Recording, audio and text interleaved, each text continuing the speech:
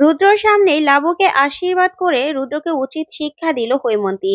হ্যাঁ বন্ধুরা, এমনটাই দেখা যাবে, তাই সম্পূর্ণ জানতে ভিডিওটিতে লাইক দিয়ে চ্যানেলটি সাবস্ক্রাইব করে দেখতে থাকুন। গল্পের শুরুতে দেখা যাবে লাবু ভোটের কথা শুনে খুব কষ্ট পেতে থাকে আর বলতে থাকে, ফুলকি, কষ্ট পাচ্ছি জানো তো, ভয়ও পাচ্ছি। কারণ কালকে যদি আমরা হেরে যাই তাহলে বাবা যে খুব কষ্ট পাবে। বাবা কখনো হেরে যায়নি, কখনো না। রুদ্র যেবার প্রথমবার ভোটে দাঁড়িয়েছিল না, বাবা সবার বাড়িতে বাড়িতে গিয়ে বলেছিল রুদ্রকে ভোট দিতে, আর সবাই ভোটও দিয়েছিল। তাই আজকে যদি আমরা হেরে যাই, তখন এই কথা শুনে রোহিত বলতে থাকে, দিদি ভাই, তুই কেন এই কথা বলছিস? হেরে যাওয়ার কথা কোথা থেকে আসছে বলতো? কেন বলছিস এসব কথা? তখন তমাল বলতে থাকে, বলবেই তো বল, কারণ রুদ্রদা নিশ্চয় জোর খাটিয়ে হলেও ভোটে পাশ করার চেষ্টা করবে। তার তো অনেক দলবল রয়েছে। তখনই সেখানে ঝিনুক চলে আসে। তারপর রোহিত বলতে থাকে, তাই তো, কিন্তু আমরা কি করব বলতো? আমাদের তো কোনো দলই নেই। তখন ঝিনুক বলতে থাকে, কে বলেছে ভাই দল নেই? আমরা নিজেরাই তো একটা দল। আমরা সবাই মিলে এটা প্রোটেক্ট করব। তখন এই কথাতেই তমাল বলতে থাকে, হ্যাঁ একদম ঠিক বলেছো। তখন ফুলকি বলতে থাকে, আমি না সবাইকে একদম খুশি দিয়ে শুইয়ে দেবো। তখন রোহিত বলতে থাকে, এই না, এটা কিন্তু বক্সিং নয়, বুঝতে পেরেছো? দিদির একটা ইমেজ রয়েছে, এটা ভোটাভুটি, এটা নির্বাচন, এখানে কিন্তু মারপিট চলে না ফুলকি। বৌদি, ওকে কিন্তু তুমি বুঝাও, কারণ দিদির নমিনেশন বাদ হয়ে যেতে পারে ফুলকি। তখন ধানুকেও রোহিত বলতে থাকে, হ্যাঁ ধানু, ফুলকিকে একটু বোঝা, ও যেন উল্টাপাল্টা কোনো কিছু না করে। তখন ধানু বলতে থাকে, হ্যাঁ ফুলকি, একদম কিন্তু মাথা গরম করলে চলবে না। যাই কিছু হয়ে যাক না কেন, আমাদের মাথা ঠান্ডা রাখতে হবে। কারণ কারণ একটু এদিক সেদিক হলেই কিন্তু আমাদের বদনাম হবে, সমস্যা হবে আমাদের। তারপরে রোহিত বলতে থাকে, তোমরা কেউ চিন্তা করো না, আমি তো থাকবো সব কেন্দ্রে কেন্দ্রে, কোনো ঝামেলা হতে আমি দিব না। তখন ফুলকি বলতে থাকে, না, একদম না স্যার, আপনি কিন্তু ওখানে থাকবেন না, কোনো ঝামেলা আপনি জড়াবেন না। সবেমাত্র এত বড় একটা সমস্যা থেকে আপনি উঠেছেন, আপনার মাথায় কত জোরে আঘাত লেগেছিল। না না, এই আপনাকে আমি কোথাও যেতে দেবো না। তখন পারমিতা বলতে থাকে, আচ্ছা, তোমরা একটু চুপ করবে? তুমি ওকে বলছো, ও তোমাকে বলছে, তোমরা একটু চুপ করো না, তোমাদের নিয়েও পারি না। ঠিক তখনই পারমিতা বলতে থাকে, আচ্ছা, কালকে কালকের দিনে সবাইকে আমাদের সতর্ক থাকতে হবে। আর বাবা কোথায় গেল? বাবা বাবা বলে ডাকলেই সেখানে মাস্টারমশাই চলে আসে, আর এসে বলতে থাকে, হ্যাঁ পারমিতা, এই তো আমি। এবার আমরা খাওয়া দাওয়া করবো, তারপরে কিন্তু তমুচিত্রা আসবে, ঠিক আছে? ঠিক তখনই দেখা যাবে কাবেরী আর শানু গিয়ে হৈমন্তীকে ফিরিয়ে আনে। তখন হৈমন্তীকে দেখে মাস্টারমশাই, লাবু সহ সবাই চমকে যায়। তারপরেই শানু বলতে থাকে, দাদা, কালকে এত বড় একটা দিন, ও লাবুর জন্য ভালো লাগবে, তাই তো বৌদিকে গিয়ে রুদ্র বাড়ি থেকে আমরা নিয়ে আসলাম। তখনই মাস্টারমশাই বলতে থাকে, আচ্ছা শানু, তোরা যে উদ্দেশ্য নিয়ে নিয়ে এসেছিস, তোদের মনে হয় যে তোদের বৌদি সেই উদ্দেশ্যটা পূরণ হতে দেবে? তখন এই কথাতেই হৈমন্তী বলতে থাকে, দেখ কাবেরী, আমি কিন্তু নিজেদের মধ্যে দলাদলিটা আগেও সাপোর্ট করিনি, তাই আমি এখনো চাই না। তখন এই কথাতেই অবাক হয়ে যায় সবাই। তখন হৈমন্তী বলতে থাকে, তারপরেও বাচ্চারা দলাদলি করছে নিজেদের মধ্যে, আর সেটাতে মাস্টারমশাই নিজে মদক দিচ্ছে। তখনই এই কথাতেই লাবু বলতে থাকে, আচ্ছা মা, তুমি কোনটাকে ভুল বলছো বলো তো, কোনটাকে তুমি ভুল বলছো? তখন এই কথাতেই অবাক হয়ে যায় সবাই। তারপরে মাস্টারমশাই বলতে থাকে, থাক লাবু, তোর মায়ের সঙ্গে কথা বলে কোনো লাভ নেই। তখন হৈমন্তী কাবেরীকে বলতে থাকে, কাবেরী, তোরা খাবার খেয়ে নে, আমি যাচ্ছি। এই বলে হৈমন্তী সেখান থেকে চলে যায়। তারপরে দেখা যাবে সবাই একসাথে হইচই করে খেতে বসে। তারপর খাওয়ার পরে তমোজিৎরা চলে আসে ভোটার লিস্ট নিয়ে। সেখানে তমোজিৎ বলতে থাকে, এখানে অনেক লোক মারা গেছে, আর অনেক লোক এখানে থাকেও না, তাদের নামও কিন্তু এখনো কাটা হয়নি। তখন এই কথাতেই তমাল বলতে থাকে, কি বলছো তোমরা তাহলে? তখন তমোজিৎ বলতে থাকে, এই ভোটগুলো কিন্তু এখনো গণনা হবে, তাই এই ভোটগুলো নিয়ে কিন্তু সাবধান। তখন এই কথাতেই ওরা বলতে থাকে, মানে?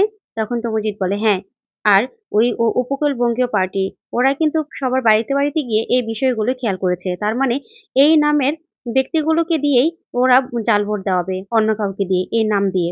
তখন এই কথাতে রোহিত বলতে থাকে, না, এরকমটা কিছুতে হতে দেবো না, আমি আছি তো, আমি সব জায়গায় দেখবো, খেয়াল রাখবো। তখন ফুলকি বলতে থাকে, স্যার, এদিকে আসুন। তারপরে রোহিত গেলে ফুলকি বলতে থাকে, স্যার, আপনি শুধুমাত্র কালকে ভোট দিয়ে বাড়িতে চলে আসবেন, আপনি আমাকে কথা দিন। তখন রোহিত বলতে থাকে, ফুলকি, এটা তুমি কি বলছো?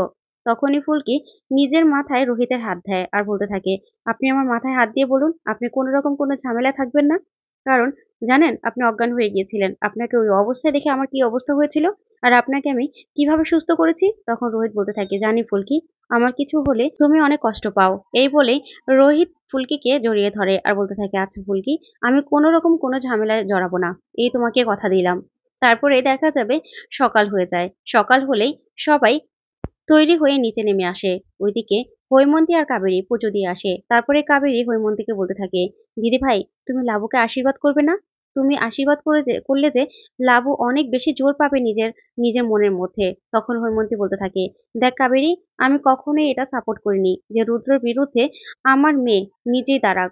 কিন্তু তারপরেও ওরা দলাদলিটায় নিজেরা জড়িয়েই পড়ল। কি বলবো বলতো?" তখন লাবু বলতে থাকে, "কাকিমণি, তুমি যেটা চাইছো মা সেটা কোনোদিনও করবে না। মা কি আমাকে আশীর্বাদ করবে? করবে না।" ঠিক তখনই হৈমন্তী বলতে থাকে, "দেখ লাবু, তুই নিজের সংসারটা নিজে শেষ করেছিস। রুদ্র বিরুদ্ধে যাওয়ার কি কোনো দরকার ছিল?" তখন রোহিত বলতে থাকে, "জেঠিমণি, তুমি কি বলছো এসব? রুদ্র যে কাণ্ডগুলো করেছে, এই কদিনে রুদ্র যে অন্যায়গুলো করেছে, তোমার কি মনে হয় সেই সবকিছু আমরা ক্ষমা করে দিতাম? সবকিছু ক্ষমা করে দেওয়া উচিত ছিল? বলো তুমি?" তখন হৈমন্তী বলতে থাকে, "না, রুদ্র যে অন্যায়গুলো করেছে সেগুলো রুদ্র করতে চায়নি। আর মাস্টারমশাইকে রুদ্র এখনো ভগবানের চোখে দেখে। মাস্টারমশাইকে অনেক সম্মানও করে। মাস্টারমশাইকে কখনো ছোট করতে চায়নি রুদ্র।"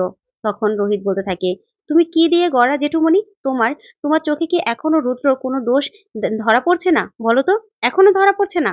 তখন ফুলকি বলতে থাকে, জেঠিমণি, তুমি কি কখনোই জামাইবাবুর দোষগুলো দেখবে না?" তখন হৈমন্তী ফুলকির উপর রেগে যায় আর বলতে থাকে, "না, ফুলকি একদম কথা বলবে না।" তারপরে ফুলকিকে সবাই মিলে আটকায়। আটকালে লাবু বলতে থাকে, "মা, তুমি কি এখনো আমাকে আশীর্বাদ করবে না?" এই বলে লাবু হৈমন্তীর পা ধরে প্রণাম করে। কিন্তু হৈমন্তী লাবুর দিকে একদম তাকায় না, কিচ্ছু বলে না। ঠিক তখনই সেখানে রুদ্র এসে দাঁড়ায়। রুদ্র এসে এ কাণ্ড দেখে মিটিমিটি হাসতে থাকে। তারপর রুদ্র হৈমন্তীকে বলতে থাকে, "মা।" তখন হৈমন্তী রুদ্রকে দেখে খুশি হয়ে যায় আর বলতে থাকে, "রুদ্র বাবা, তুমি এসেছো? তুমি রায়চৌধুরীর বাড়িতে এই দিনেও আসলে?" তখন রুদ্র বলতে থাকে, "না মা, আমার তো আর কেউ নেই। তাই আমি রায়চৌধুরী বাড়িতে নয়, আমি তোমার কাছে এসেছি আশীর্বাদ নিতে। তোমার আশীর্বাদ ছাড়া আমি কোনোদিনও তো কোনো কাজ করিনি মা, তাই এসেছি। তুমি কি আমাকে বাইরে এসে একটু আশীর্বাদ করবে?" যা শুনে অবাক হয়ে যায় লাবু সহ সবাই। তখন হৈমন্তী হাসতে হাসতে গিয়ে রুদ্রকে আশীর্বাদ করে, যা দেখে লাবু খুব কষ্ট পেতে থাকে আর চোখ বেয়ে জল পড়তে থাকে। তারপরে আশীর্বাদ করে দিলে সেখান থেকে রুদ্র চলে যায়।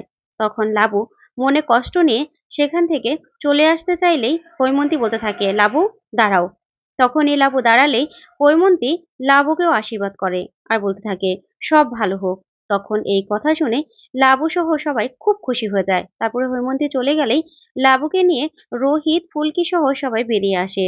তারপরে ভোট কেন্দ্রে আসলে সবাই লাবুকে ঘিরে ধরে আর বলতে থাকে, "আপনি এসেছেন?"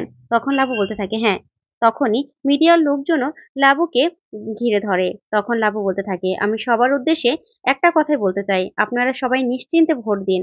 আর আপনাদের ভোটের আশীর্বাদে আমি যেন জয়লাভ করতে পারি, আপনাদের পাশে থাকতে পারি। আমি শুধু এটাই চাই।" তখন এই কথা বলে লাবু ভিতরে চলে যায়। তারপরে রোহিত দাঁড়িয়ে পড়ে। তখন তমাল বলতে থাকে, "ইস! রোহিতের যে আজকে কি অবস্থা! কিরে রোহিত, ভোট দিয়ে কি আজকে বাড়িতে চলে যাবি নাকি?" তখন রোহিত বলে, "তোরা চুপ করবি?" তখন তমাল বলতে থাকে, "না, না, তোর বউয়ের বকুনি, না হলে তো আবার তোর বউ বকবে। এখন কি করবি ভেবে নে।" এই বলে রোহিতকে নিয়ে সবাই মজা করতে থাকে। আর ওইদিকে রুদ্রর লোকেরা কিভাবে সব জায়গায় ঝামেলা করবে সে চিন্তা করতে থাকে। তো বন্ধুরা, আজকের আপডেটটি কেমন লাগলো কমেন্ট করে জানাও। ধন্যবাদ।